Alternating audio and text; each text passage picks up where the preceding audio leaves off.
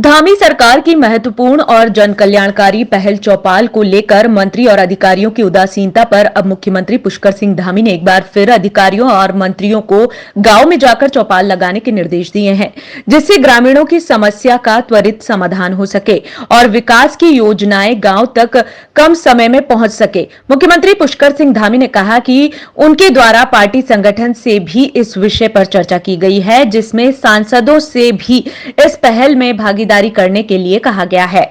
ये चौपाल का कार्यक्रम और ग्राम सभा स्तर पर जाकर संवाद के कार्यक्रम प्रारंभ किए हैं और कार्यक्रम क्रियान्वयन विभाग अब ठीक से इसकी रूपरेखा बना रहा है। सचिवगण भी और माननीय मंत्रीगण भी, हमारे सभी जनप्रतिनिधिगण और माननीय सांसदों से भी हमने अनुरोध किया है कि वह भी जो हमारे संगठन की योजना है उस योजना के अनुरूप अपना समय देकर सभी लोग जाएंगे और मिलजुल कर सभी संवाद करके लोगों के बीच में से जो सुझाव आएंगे और जिन पर काम करना है, जहां पर ज़रूरत है, उस ज़रूरत के अनुरूप सबकी बातें जब आ जाएंगी तो उस पर काम होगा। ऐसा एकला चलो की नीति से मुख्यमंत्री धामी चलेंगे तो निश्चित तौर पर प्रदेश का विकास प्रभावित होगा और ये प्रदेश के हित में कतई नहीं है। तो वो अपनी टीम को एकजुट क्यों नहीं कर पा रहे हैं? जो उनकी टीम आखिर मुख्यमंत्री की बात को अनसुना क्यों कर रही है और मुख्यमंत्री के कदम से कदम मिलाकर प्रदेश की ब्यूरोक्रेसी और मंत्रिमंडल क्यों नहीं चल रहा है, ये एक बड़ा सवाल है।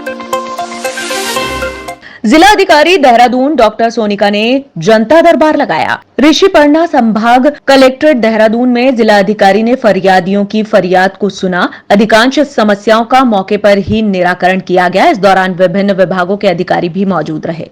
करीबन 92 के लगभग हमारे पास शिकायतें आई हैं, जिनमें कि विविध प्रकार की हैं। पानी, बिजली, रोड, कहीं कोई चीज़ टूट गई है तो आपदा से रिलेटेड वाले भी हैं और लैंड से रिलेटेड तो आते ही हैं।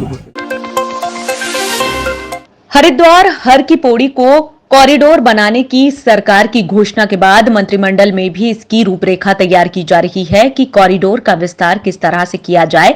साथ ही सरकार संत समाज, धार्मिक संस्थाओं और व्यापारियों से वार्ता कर कॉरिडोर को बनाने की बात कर रही है। हर की पौड़ी कॉरिडोर बनाया जाएगा और इसकी विस्तृत रूप से डीपीआर तैयार की जाएगी और सभी के सहयोग से एक दिव्य हरिद्वार और नया हरिद्वार इसका निर्माण कार्य प्रारंभ होगा और हमारे मंत्रिमंडल ने और हम लोगों ने उसकी पूरी रूपरेखा का काम आगे कर दिया है, सभी एजेंसियां मिलकर।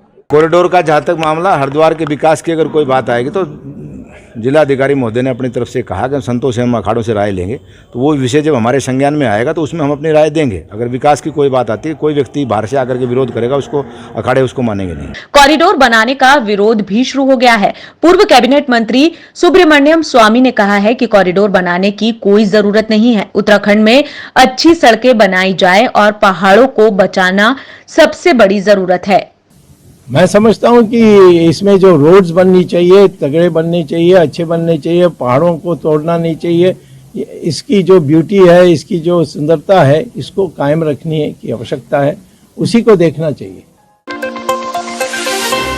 संत निरंकारी मिशन द्वारा अमृत परियोजना के अंतर्गत स्वच्छ जल स्वच्छ मन जन जागरूकता अभियान में निरंकारी भक्तों ने टपकेश्वर महादेव मंदिर तमसा नदी से कई कुंटल कचरा साफ करके चमकाया। इस अभियान में मंदिर के महंत श्री दिगंबर भरत गिरी जी महाराज एवं श्री हरीश चंद्र सेमवाल जी सचिव संस्कृति मंत्रालय उत्तराखंड व पदम सिंह थापा अध्यक्ष गोरखाली सुधा सभा का जोनल इंचार्ज हरभजन सिंह, स्थानीय संयोजक नरेश वीरमानी, संचालक मनजीत सिंह जी ने बुके देकर हार्दिक स्वागत किया। सभी ने अपने उद्गार रखे और निरंकारी मिशन की भूरी भूरी प्रशंसा की।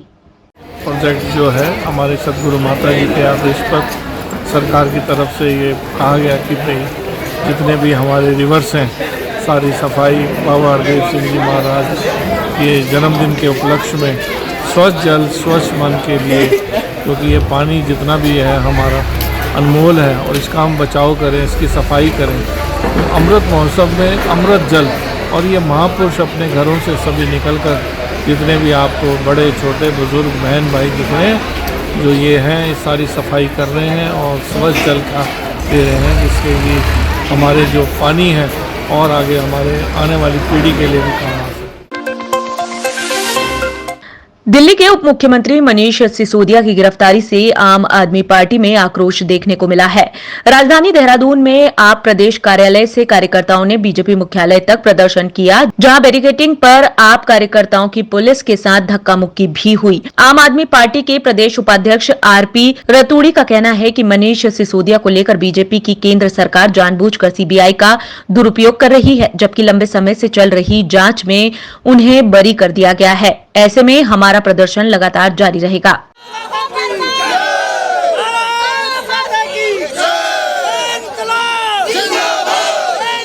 नरेंद्र मोदी जी भयभीत हैं दिल्ली की व्यवस्था से, दिल्ली की अच्छी शिक्षा व्यवस्था से। भयभीत इतने कि उनको आने वाले चुनाव में लग रहा है कि अब केवल केजरीवाल मुकाबला करने वाले हैं।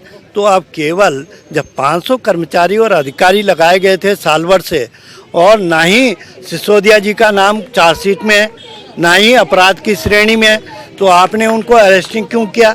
केवल बंदे की भावना से अगर आप इस तरह का काम करेंगे तो आम आदमी पार्टी का कार्यकर्ता नरेंद्र मोदी की और भाजपा की ईंट से ईंट बजाने का काम करेगा, सड़कों पर आंदोलन करेगा।